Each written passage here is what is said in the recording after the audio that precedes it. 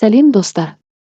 Сіздерге 2024 жылы Оңтүстік Корея елінде жарық көрген Shop for Killers атты телехикаяға қысқаша шолу жасайтын боламын. Ал өзім қазақша жалдамалы кісі өлтірушілер дүкені деп ат қойдым. Ал сіздердің ойларыңызша атауын не деп аударған дұрыс? Өз ойларыңыз болса комментарияға жаза кетіңіздер. Мен үшін сіздердің ойларыңыз өте маңызды. Ал ендеше телехикаяның бірінші бөлімін бастайық.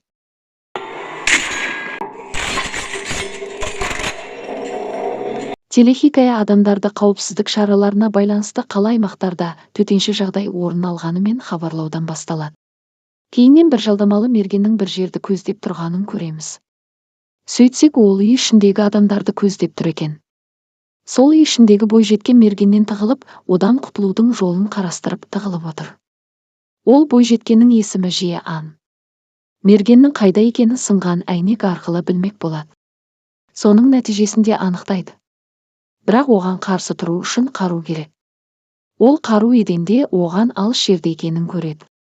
Қаруды алу мақсатында түрлі амал шарасын ойлап көреді. Ақыр соңында мұздатқыштың үстіне шығып секіруді ұйғарады. Ол мұны оққа ұшпай сәтті орындайды. Бірақ қаруды аламын дегенде пистолетті диванның астына кіргізіп жібереді.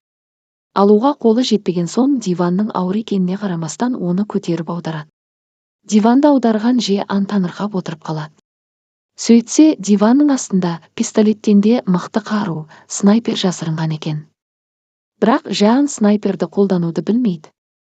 Сол кезде Же Ан өткенді есіне түседі. Көкесі Же Анға оқ атуды үйреткен екен. Же Ан есін жиып оқ атуға оқталады. Жанында жараланып қабырғаға сүйеніп отырған үлкен әпкесі оның қолынан келетінін айтып жігерлендіреді. Сол кезде үйде Же Анның жалғыз емес екенін білеміз. Үлкен жастағы бойжеткен және де өзі қатарлас жігіт.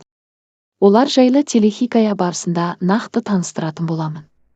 Снайпермен қарсыласы болған мергенді көздеп атады.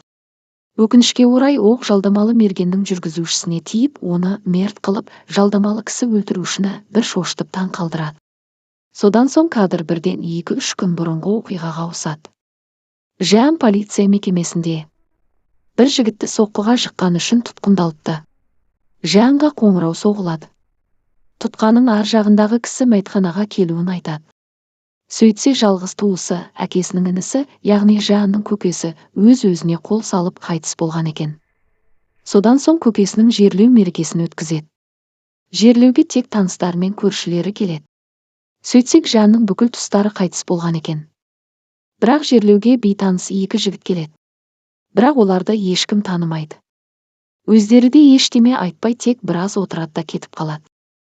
Жерлеу рәсімін өткізіп болып көкесінің үйіне көшіп өтеді. Же Ан мұңайып есік алдында отырады. Сол кезде бір бейтаныс жігіт тосынан келіп амандасады. Сөйтсе ол бастауыш сыныпта бірге оқыған жігіт. Яғни телехикаяның басындағы үй ішіндегі 3 адамның бірі Чон Мин деген жігіт еді. Ол жігіт Же Анның көкесінің қол астында істеген екен. Көкесі ваннада өзіне қол салыпты. Әлгі Чон Мин деген жігіт көкесінің мәйітін бірінші болып көрген екен. Сөйтіп өзі жедел жәрдем шақырған екен. Әлгі жігіт Же Анға көкең қайтыс болған ваннаны әлі тазаламаған болсаң өзім тазалаймын. Саған бұның бәрі ауыр болып тиіп жатқан шығар деп мен тазалайын дейді. Сосын өзі ваннаны тазалайды. Чон Мин ваннаны тазалап отырып ескі телефон тауып алады. Оны Же Анға көрсетеді. Же Ан телефонды қарап отырып, ол телефоннан өте көп сомада аударымдар болғанын көрген Же Ан, көкемнің бизнесінде бұншалықты көп сомада не сатылды екен деп компьютеріне қарайды. Чон Мин өзінің IT маманы екенін айтып өзім көріп берейін деп ұсыныс білдіреді. Же Ан келіседі. Сөйтсе көкесі жасырын қару сату сайтын басқарады екен. Сол сәтте сайтқа хабарлама келеді. Ақшаны аудардым, тапсырысымды жібер деген. Оған Же Ан елгілі бір жағдайларға байланысты ақшаңызды қайтарамыз, шотыңызды айтыңыз дейді. Сонда тағы хабарлама келеді. Онда былай деп жазылған екен. Ағаң қайтыс болды ма? Енді сенде өлесің Же Ан. Сені өзім ол дүниеге аттандырамын деп жазылған болады. Чон Мин бұл жай сандырақ интернетте нешен түрлі сорақылар бар деп өзі де шошып компьютерді тез сөндіреді. Сол сәтте көрермендердің толқуын одан әрмен күшейтіп, есік қоңырауы соғылып, кейіпкерлерімізді шошытады. Екеуі де қорқып кетеді.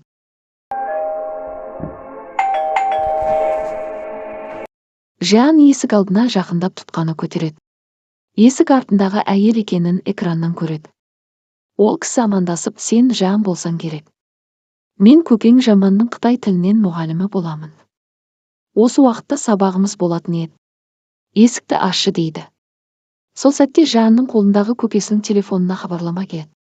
Ол хабарламада: мен сені өзім өлтіремін, біреудің қолынан өліп жүрме деп жазылған екен.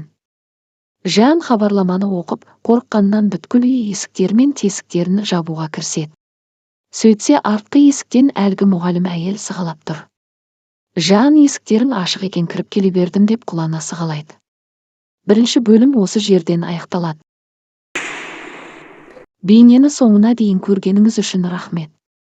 Егер бұл телехикая сіздерді қызықтырса, лайк және комментарий жаза кетіңіз.